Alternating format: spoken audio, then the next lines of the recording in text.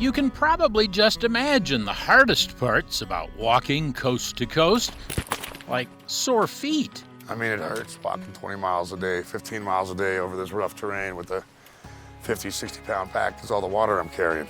And there's days I've had to just stop because my feet are killing me. And it's no picnic sleeping in a hammock for many months alone. I've learned, just what a mental game this is. It's not a physical game as much as it is a mental game.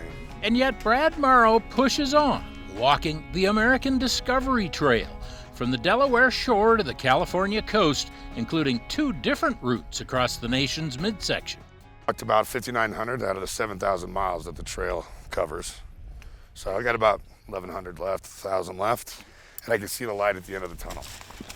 Before you write him off as completely crazy because of the bad parts, consider the good things about this epic walk to see America.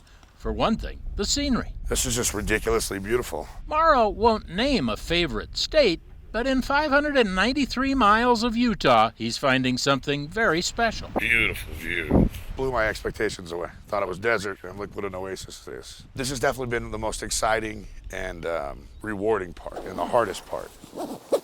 The American Discovery Trail was actually laid out more than a generation ago. So far, there are very few signs along the trail, especially here in Utah.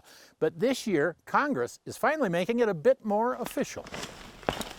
This law says that signs will be put along the trail on all federal lands. Bob Palin is the trail's coordinator in Utah. He said the next step is to get the trail recognized as a national trail under the National Park Service. Isn't it good for people to meet people of different kinds across the country and see their country? And that brings us back to those good things and bad things. As he approached 10,000 feet on Boulder Mountain, Brad Morrow said the best thing on the American Discovery Trail is the Americans. It's been the people. We have a kind of a perceived divide in our country at the moment, and I have not experienced any of that. Strangers, people stop, and we call them trail angels, but people stop constantly to check on me. That's for me, it's the most important part is the connection with people. Because for me, people are my oxygen. Sometimes you need some oxygen on this trek. Especially up here.